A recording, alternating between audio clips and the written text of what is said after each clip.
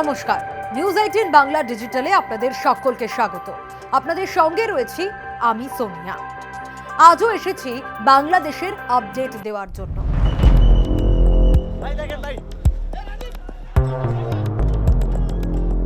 কি পরিস্থিতি বাংলাদেশে? বাংলাদেশে নতুন করে অশান্তির খবর পাওয়া যাচ্ছে। হ্যাঁ, কিন্তু প্রশ্ন উঠছে, এবার কি নিয়ে অশান্তি? এবারে অশান্তির কারণ কি?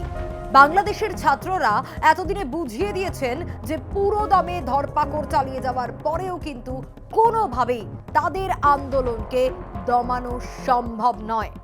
নতুন করে এর আগেও আমরা দেখেছি একেবারে দফায় দফায় অশান্তি ছড়িয়েছে বাংলাদেশ জুড়ে। পুলিশ ও ছাত্র আন্দোলনকারীদের খণ্ড যুদ্ধ দেখেছি আমরা। কিন্তু আপনাদের জানিয়ে রাখি, গোয়েন্দা পুলিশের হেফাজতে থাকা যে ছাত্র আন্দোলনের 6 সমন্বয়ক তাদের ছেড়ে দেওয়া হয়েছে। বৃহস্পতিবার বেলা 1:30টার পরেই সংবাদ মাধ্যম সূত্রে জানা যায় তারা ডিবি কার্যালয় থেকে কালো রঙের একটি গাড়িতে বেরিয়ে আসেন। এর আগে ঠিক কি হয়েছিল? কেনই বা এবার তাহলে কি দাবিতে উত্তাল হলো বাংলাদেশ? আপনাদের জানিয়ে রাখি, এবারের আন্দোলনের কারণ তো আপনাদের জানাবো, কিন্তু সরকারি হিসেব কি বলছে বাংলাদেশে এই অশান্তির জেরে সংঘর্ষে 147 জন আন্দোলনকারী ও সাধারণ মানুষের মৃত্যু হয়েছে। এ তো সরকারি হিসেব। বেসরকারিভাবে তো সংখ্যাটা 200-রও বেশি। সারা দেশে গ্রেপ্তার হয়েছেন 10,000-এরও বেশি মানুষ। অভিযোগ ওঠে কারফিউ প্রত্যাহার সহ কয়েক দফা দাবিতে পড়ুয়াদের যে মিছিল, তাতে পুলিশকে লক্ষ্য করে বোমা ছোড়া হয়। অনেকে আহত হন এবং পুলিশের বিরুদ্ধেও পাল্টা অভিযোগ উঠে আসে। আহতদের দেখতে হাসপাতালেও যান বাংলাদেশের প্রধানমন্ত্রী শেখ হাসিনা।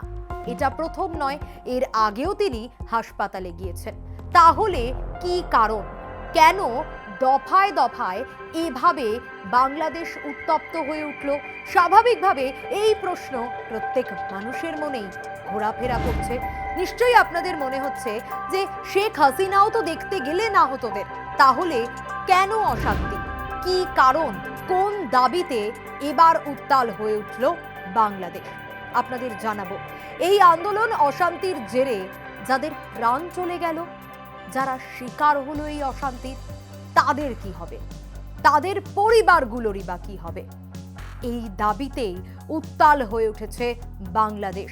আপনাদের যেমনটা বলছিলাম, প্রায় বেসরকারি হিসেবে 200-রও বেশি মানুষের প্রাণ চলে গিয়েছে। তাহলে সেই পরিবারগুলো কি করবে? যাদের প্রাণ গেল, তাদের প্রাণ কেনই বা গেল? কি অপরাধ ছিল তাদের?